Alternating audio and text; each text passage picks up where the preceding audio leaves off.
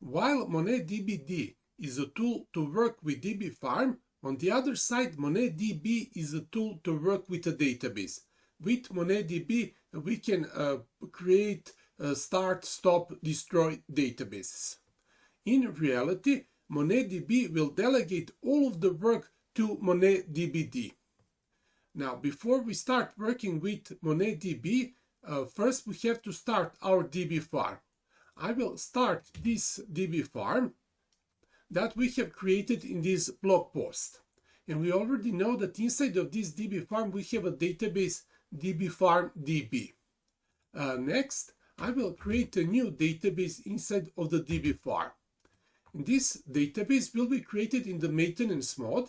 That means that the only way to start this database is by using this command on localhost. So we will use monetdb start our database, and then I will log in as administrator because that is the only user on this database. Password is default password monetdb, and after that I will create a new user. I will create a new user inside of our database, and then I will quit this session, and after that I will try to log in as this new user. So I will use this command to log in as user A. My password is 123, and I will fail. I will fail because our database is in the maintenance mode. That means that only administrator can log into it. So to solve this, I will first release our database. That means that our database will be out of the maintenance mode and everyone will be able to log into this database. And after that, we will be able to log in as a user A. Password is 123, and we can log in like this. Now that our database is out of the maintenance mode, the question is, can we put it to the maintenance mode again? Well, to show you that, I will first quit this session, and then what we have to do, we have to use monetdb lock command. With lock command, we will place our database again into maintenance mode, and then we will stop our database. So now our database is still in the maintenance mode and only administrator can work with our database. I will now clean my screen. For the next example, I will create 3 new databases. And here we can see that it is possible to create 3 databases with the same command. Just after the command, we have to list their names. So I will run this and I will create 3 new databases. I can do the same with the release command. So I will release all of these 3 databases and I will get them out of the maintenance mode. So I can run this. But here we can notice that in the first command, I got all of these confirmation messages, but for this second command, I didn't get any. And that is because of this quiet option. That means that we will not get confirmation messages, but on the other side, we will get error messages. For example, if I try to release these databases again, and if I run it again, in that case, I will get messages because these are error messages and not confirmation messages. I will now clean my screen. Next, we will see how we can see status of our databases. I will, for this example, change status of the database DBA. I will start it, and I will also change status of the database DBB. I will lock it. And after that, I will use command monetdb status, and this command will give me status of all of our databases. So here we can see, for example, for DBA, that it is locked and it is running. It is running for 15 seconds. It is in perfect health. It never crashed. And the average uptime of this database is 3 minutes. It is 3 minutes because I have worked with this database, but that is not recorded on this video. So that is why we are getting these 3 minutes. I will now jump to this web page. And here we can see different modes in which our database can be. So our database can be booting, then we will have letter B, R is for running, that is what we saw previously. Then it can be stopped, it can be crashed, it can be locked and stopped, or it can be locked and running. And we also have this health percentage, and this health percentage is calculated as successful starts and stops divided with all of the starts and stops. And we also have this time, for example, 24 minutes. That time is an average uptime for this database. I will now go back. Now I will show you some options with which we can get even more information. So I will use first C switch, and I will also ask only for information for these two databases. So we can list their names here. So I will run this, and now we have more information about these databases. We can also use L option. With L option, I will check status of only this one database, and here we can get a nice looking list. We can also filter our databases. For that we will use S switch, and after S switch we can use some letters, and these are the same letters as we can see here. So we can use B, R, S, C, and so on. So now I will ask Monet to show me status of all of the databases that are either running or they are locked. So if I run this, I will get this database that is both locked and running, and this database that is only locked. I will now clean my screen. Monetdb program can give us some information. For example, with V option, we can get version number of our server. So I'm using server 1153. Beside that, we can use longer syntax, and then we have to type monetdb -- version, and we would get the same result. For many options in monetdb, we can use either this short syntax or this longer syntax. But for example, for help command, we always have to use longer syntax. So we have to type like this, and then we would get data about commands that we can run in monetdb. I will now clean my screen. We can create a backup of our database with monetdb. I will now create a snapshot of the database DBA, and before that I will first get this database out of maintenance mode, and then I will use command monetdb snapshot write.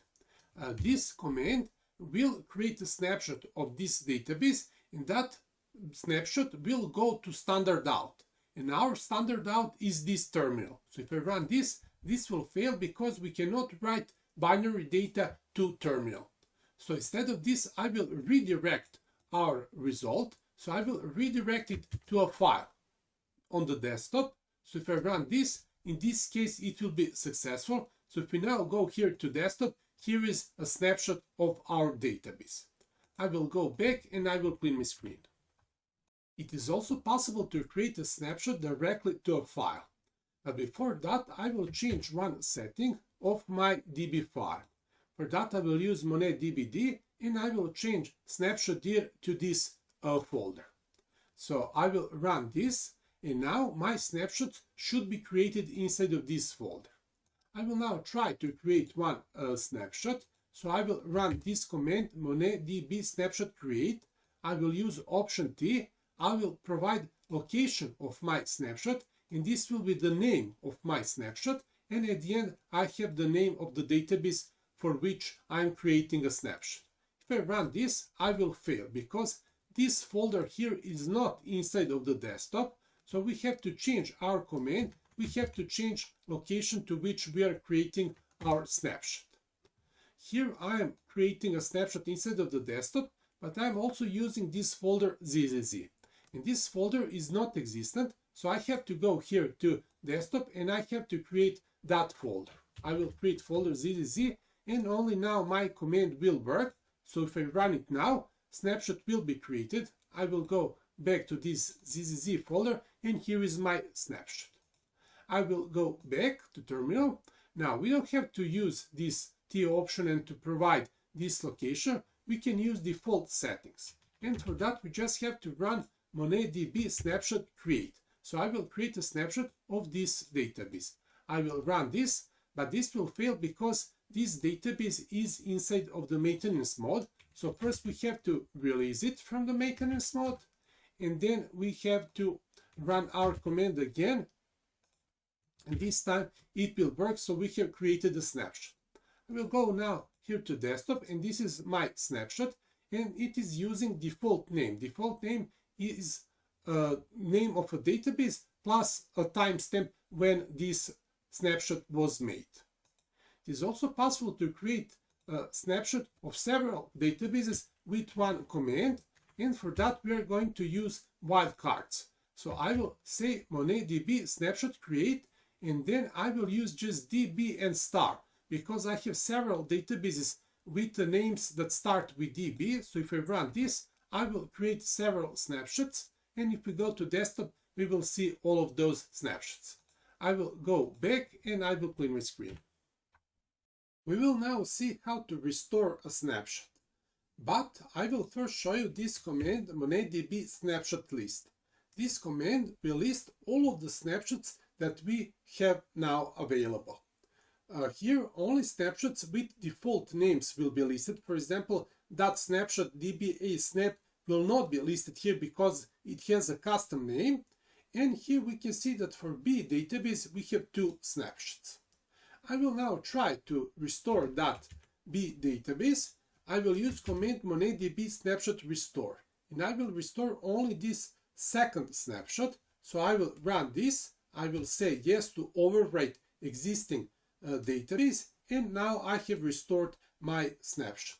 It's also possible to restore a snapshot under some other name. So we will repeat this command. Just at the end we will provide the name of that other database. So I will run this, and this is successful. Now I have this B database under two names inside of my dbfarm. So if we jump here to dbfarm, here we can see the database with the original name, and this is the same database but with a new name. I will now go back. Now if we have a snapshot with a custom name, in that case we have to provide location of that file in order to restore it. So we will use this command here, and we also have to provide the name of a database to which we are restoring to. So I will run this, and I don't have to confirm that I will overwrite existing database. I don't have to do that because I'm using this F option for force, so this will just overwrite our database without any question. I will now clean my screen. We will now see how we can delete snapshots. So for that we will use command monetdb snapshot destroy, and then the name of a snapshot. So if I run this, I will have to confirm that I want to delete this snapshot, and our snapshot will be deleted.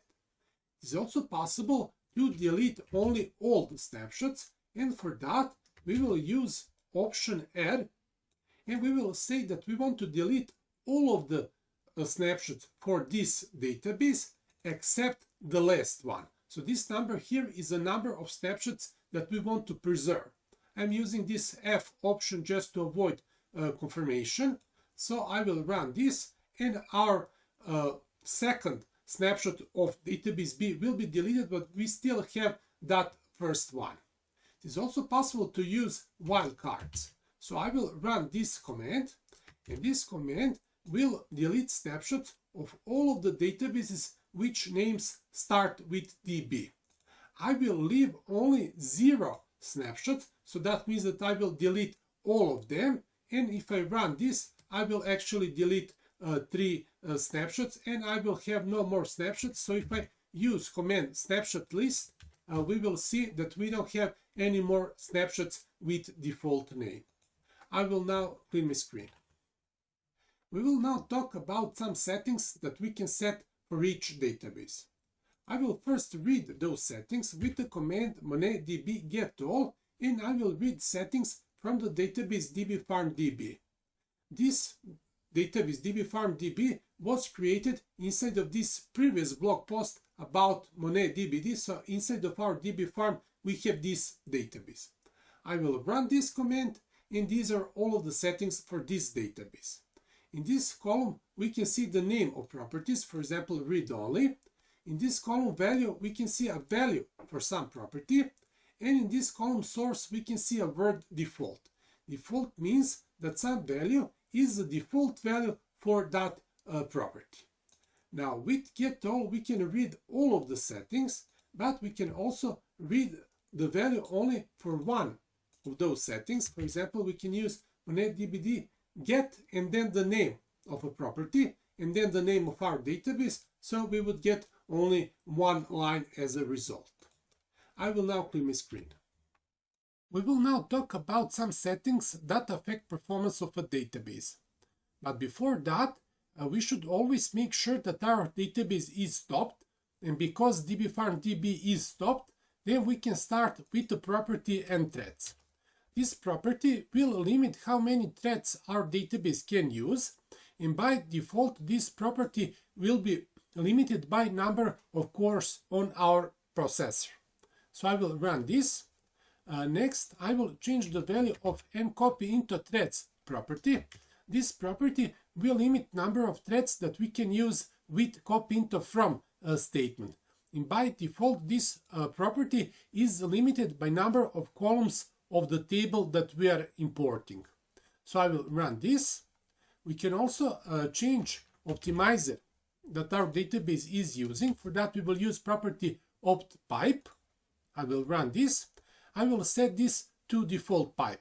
If we want to find out all of the values that we can put here, then we should read from the system table sys.optimizers, and there we will find all of the available optimizers.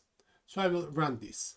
Now, when we change some setting, in that case, the value of that setting is no more default value. I will now read the value of mthreads settings, and we will see in the source column that we no more have that word default. Now we have local. That means that we have override the value of this property. I will now log in to dbfarm db database temporarily. My password is monetdb, and here I will run one statement. This statement will use this n function. This is a function that is returning a table to get the values of these two properties, maximal memory size and maximal virtual memory size. So I will run this, and here we can see these properties and their values. And what is maximum memory size? Well, this is how much RAM our database can maximally use. So our memory cannot use more than, this is measured in bytes, so this is like 10,000 gigabytes. And virtual memory is actually a sum of RAM and swap. So this is one really big number. This is something about 4,000 terabytes. And we can also change these values. I just want to tell you that maximal memory size is not a hard limit. This is just a suggestion to memory allocator. But this virtual memory, which is a sum of RAM memory and swap space, is a hard limit. I will now quit this session, and I will stop this database, and then I will show you how we can change these values. First, we can change maximum memory size. We can set it to 100 gigabytes. I will not really change these values. I will just make a comment of this command, and we can in the same way change virtual memory maximal size. So again, I will set it to 100 gigabytes, and that is how we can limit how much memory our database can use. I will now clear my screen. We will now talk about some restrictions that we can place on our database. For example, we can change this property read-only to make our database read-only. Then we can limit number of clients that can connect to our database at one moment. So we can set a number of clients to, for example, 10.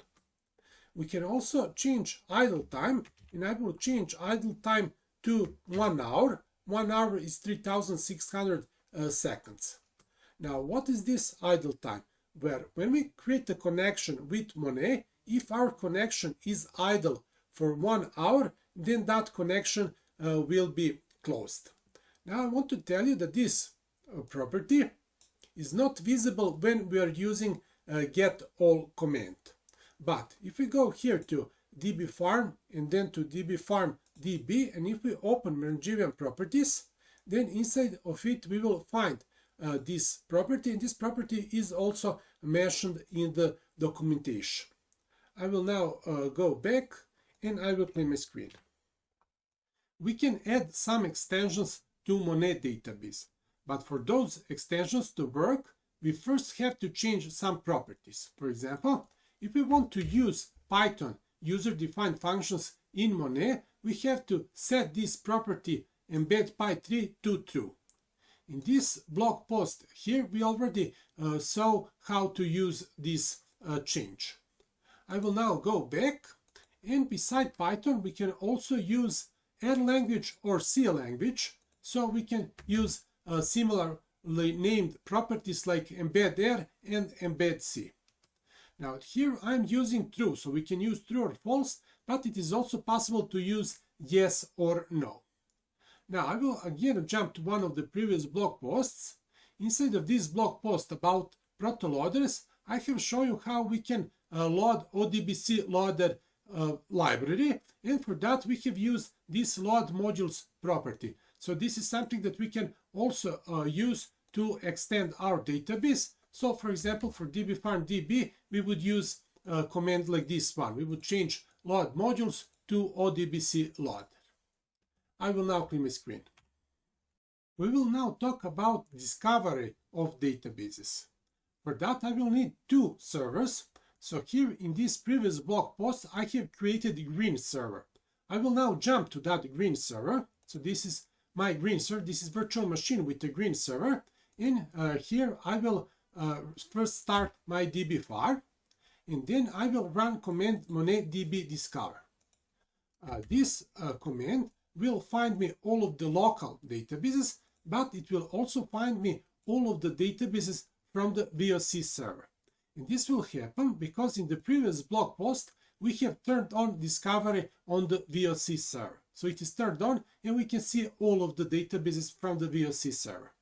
But I do not want to see all of them. And this setting is global because it was set with monetdbd and it will affect the whole dbfarm. But I want to hide some of these databases. For example, I want to hide dbfarm db from discovery. And to do that, I will use shared property. So I will now go back again to VOC server, and I will change this shared property to no. So now this database dbfarm db will not be included in discovery process. I will now go again to green server to test that. I will again run monetdb discover command, and now here I don't have any more dbfarm db database because it is hidden. I will go back to VOC server and I will clean my screen. I will now talk about other settings for database. But first I will tell you that I will not talk about properties type dbextra and list and address, because I do not understand them. I will only talk about row strings property. I will go back here to terminal, and first I will log into dbfarm db. My password is monetdb, and I want to remind us that in one of the previous blog posts I have already talked about row strings. So we will now remind ourselves of the row strings. And row strings are disabled by default. So currently they are disabled. So we will now take a look at some examples. This is an example of a string which is using backslash as escape sign for this single quote. If I run this, I will only get single quote. That is because row strings are disabled. It is the same with this special sign. This special sign is for line break, so backslash n is for line break. So if you run this, we would get A and B in two different lines. And similar to that, we can use this string as an example. Here we have backslash again as escape sign, but when we run this, we would only get normally presented full path. I will now change all of this. So I will quit this session, and then I will stop this database, and after that I will change row strings property to true. So I will turn it on, and now every string will be row string. First I will again log in to database. My password is monetdb, and then we will run these queries again. This first query will not run at all if we use backslash. Instead of backslash, we have to use single quote twice, and only in that case this will work. If we use line break in this string, this line break will not be interpreted as a line break, but as a literal characters. And it is the same when we use a backslash as escape sign inside of this full path. Everything will be interpreted as a literal character. Now, if we want to change this character, that is everything row string, and we want to change them to not row strings, then we have to use letter E before the string, and in this case we will again have the same behavior as previously when this property was disabled. I will now quit the session and I will clean my screen. Until now we were setting the values of properties of a database, but now I want to reset them. I want to change them back to default. First I will stop my database dbfarm db, and then I will first read mclient's property. So I want to see the current value of this property, and the current value is 10. And this is the value that we have set, because here in the source we can see local and not default. But I want to change this back to default, and for that we will use inherit command. So I will run monetdb inherit mclients for dbfarm db, and after this value will be changed to default value. We can check that, and we can see here that value is default, and that is 64. We can also set some properties, so we can just set it to nothing, and this will be valid for some of the properties, not for all of them. I will now clean my screen. There are some comments about databases that I haven't shown you before. First, it is possible to supply password when creating a database. So we would use monetdb create and then password for this database. In this case, this database is not created in the maintenance mode because it has a non-standard, unknown password. There is no need for it to be in the maintenance mode, so we can start it directly. So I will use monetdb and start dbe, and it will start normal. Now, when we want to stop a database, we can use command monetdb stop. That will send seek term signal. This signal will politely ask database to stop, but the database can refuse to do that. If we have a problem to close a database, we can kill it, and for that we will use a kill command. This kill command will send seek kill signal, so it will kill the database without any question. Now we can kill a database by providing its name. So we can say monetdb kill and then the name of a database, but instead of that I will use switch A. This switch A will kill all of the databases. So it will kill all of them, and we can see that 3 databases were closed with this command. So A will work together with kill command, but it will also work with lock, release, start, stop, and so on. So we can at one moment start all of our database, we can stop all of them, or we can kill all of them, and so on. At the end, I want to tell you that we can delete our database, and for that we will use command monetdb destroy dbe. So this is the way how we can delete our database. We have to confirm this, and now our database is deleted. I will now clean my screen. At the end, I want to tell you that in this video I haven't covered these options, but these options are already covered in the previous blog post about monetdbd, so we already know how to use them.